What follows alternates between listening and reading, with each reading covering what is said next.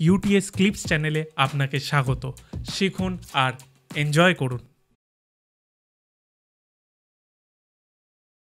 আপনি একটা কথা বললেন, তারাপীঠে আপনারা যেহেতু কাজ করেন, তন্ত্রক্রিয়া করেন, একটা সাধনা হয় সব সাধনা, ওটাও কি আপনি করেন? দেখো, সব সাধনা আগে জানতে হবে এটা কি। সব সাধনা হচ্ছে সাধনার উচ্চতর স্তর।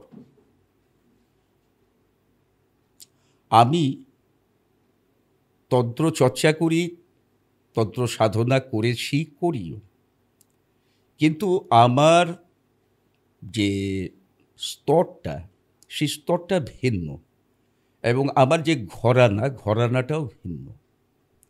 আমি আদিবাসী ঘরানার তন্ত্র প্র্যাকটিশনার। সব সাধনা যেটা, এটা আদিবাসী তন্ত্র প্রচলিত আছে, নেই তা নয়, তবে যেটা মানুষ যে রূপটা বেশি দেখে অভ্যস্ত বা যেটার কথা শুনে অভ্যস্ত, এটা ভূত দামতন্ত্র বলে একটা তন্ত্র আছে, যেটা অবশ্যই বৈদিক তন্ত্রের সঙ্গে আদিবাসী তন্ত্র গণনার সংমিশ্রণে রচিত। তাতে বর্ণিত একটি সাধনা, যেখানে একটি সব দেহ আসন হিসাবে ব্যবহার করে সাধনা করতে হয়, এবং এটা কিন্তু একটা বীরাচারী সাধন। বীরাচারী সাধনটা কি? সাধনার যে বলেছি আলাদা আলাদা স্তর আছে, মার্গ আছে।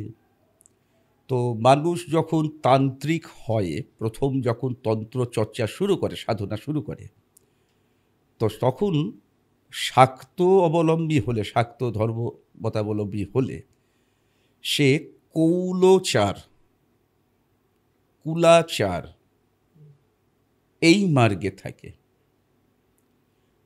কৌলাচার যখন সে পূর্ণ সিদ্ধি করে নেয়, তার পূর্ণাভিষেক হয়ে যায়, তখন গুরু আদেশ করলে সে পরবর্তী স্তর বীরাচারে প্রবেশ করতে পারে। আবার বীরাচারের ওপরে আছে কিন্তু দিব্যাচার। তা বীরাচার সাধনের একটা অঙ্গ এই সব সাধনা। সব সাধনা, শ্মশান সাধনা, প্রেত সাধনা, কাছাকাছি ধারণা। সব সাধনার ক্ষেত্রে একটি শবদেহকে আসন হিসাবে ব্যবহার করে, তার উপরে উপবেশন করে কিছু বিশেষ আনুষ্ঠানিকতা করতে হয়, মন্ত্র জপ করতে হয়, এবং ওই সব দেহের মধ্যে কোনো আত্মাকে প্রতিস্থাপিত করতে হয়। ওই সব দেহের মধ্যে আত্মাকে ডাকতে হয়। জরুরি নেই যার সব দেহ তারই আত্মা হতে পারে। মিস্টার এর বডিতে আমি মিস্টার সিকে ডাকছি।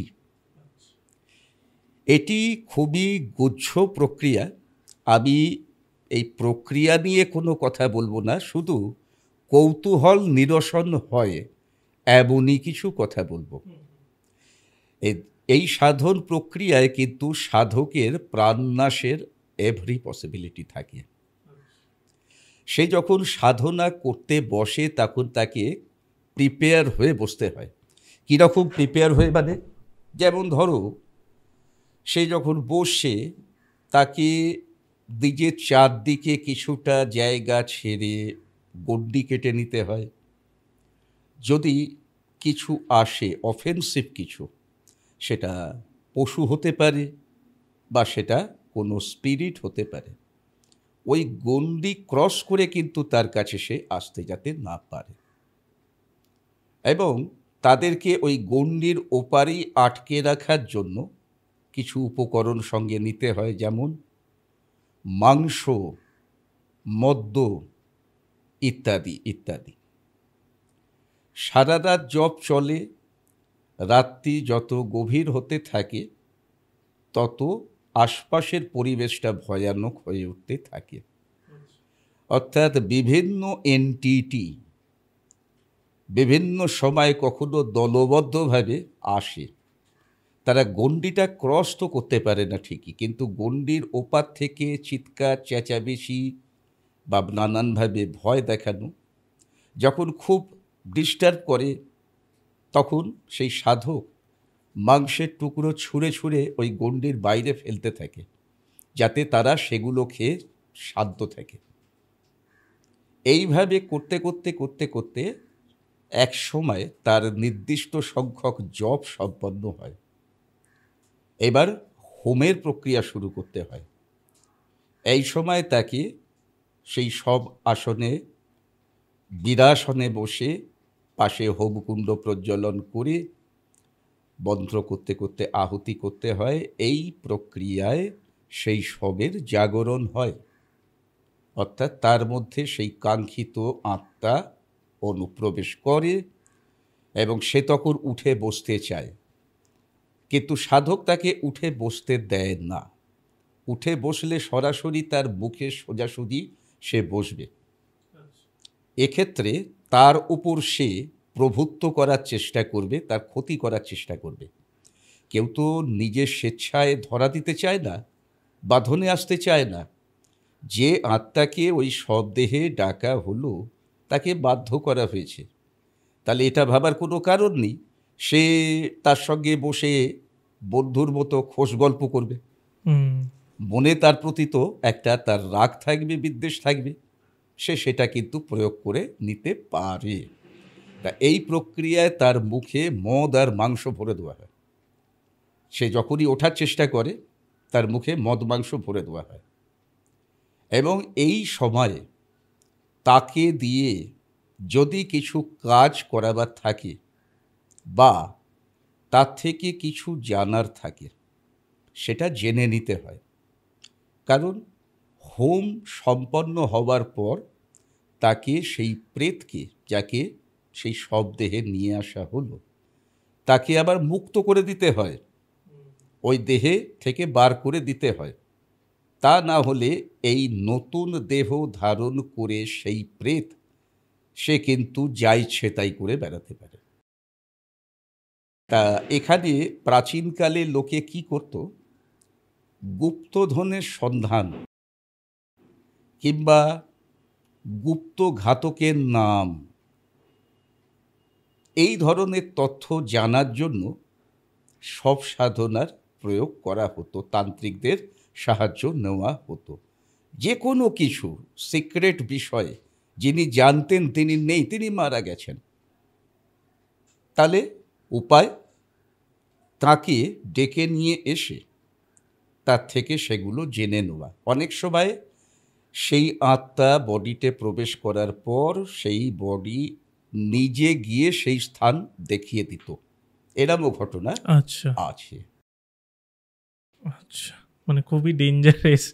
অবশ্যই অবশ্যই এগুলো এক্সট্রিম লেভেলের, মানে একদম হার্ডকোর তন্ত্রের জায়গা।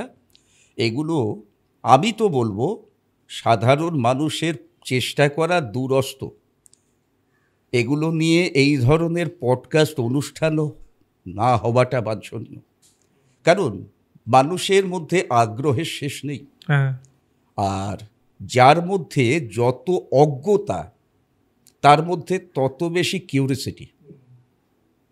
যে জেনে গেছে তার মধ্যে তো কিউরিসিটি শেষ হয়ে গেছে। আর এই কিউরিসিটি এটাই মানুষকে কিন্তু ভুলভাল দিকে চালিত করছে। অপরিণামদর্শী হয়ে ফুটপাট যা যেখানে শুনছে। এমনও হয়েছে আমি কাউকে কিছু টোটকা বলেছি, ও সেটাকে কোনো মন্ত্রফন্ত্র চড়িয়ে নিজের মতো করে প্রয়োগ করে দিয়েছে। তাহলে মন্ত্র কোথায় পেলে ভাই? না, আপনার টোটকা শুনেছি, আরেকটা জায়গায় মন্ত্র শুনেছি। তা তুমি এই দুটো মন্ত্র কম্বাইন কি করে করে নিলে? না, পারপাস তো সেম। আপনিও যে পারপাসে বলেছেন উনিও সেই পারপাসে বলেছেন, আমি সেই জন্য এই মন্ত্র দিয়ে এই কাজটা করেছি। তা কি উন্নত বা কি পরিণত চিন্তাধারা, উদ্দেশ্য সেম, বশীকরণ। আপনিও বশীকরণ নিয়ে কথা বলেছেন, উনিও বশীকরণ নিয়ে কথা বলেছেন। আপনি একটা টোটকা বলেছেন, মন্ত্র ছিল না, উনি একটা মন্ত্র দিয়েছেন, আমি দুটো কম্বাইন করে দিয়েছি, ডাবল রেজাল্ট। এই জিনিসগুলো তো অনেক সময়তে মানে প্রাণঘাতী হয়ে যায়।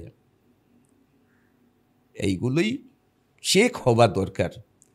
কিউরিসিটির জায়গায়, কিন্তু কিছু করতে গিয়ে ওটাই মনে রাখতে হবে, ভাবিয়া করিও কাজ, করিয়া ভাবিও না।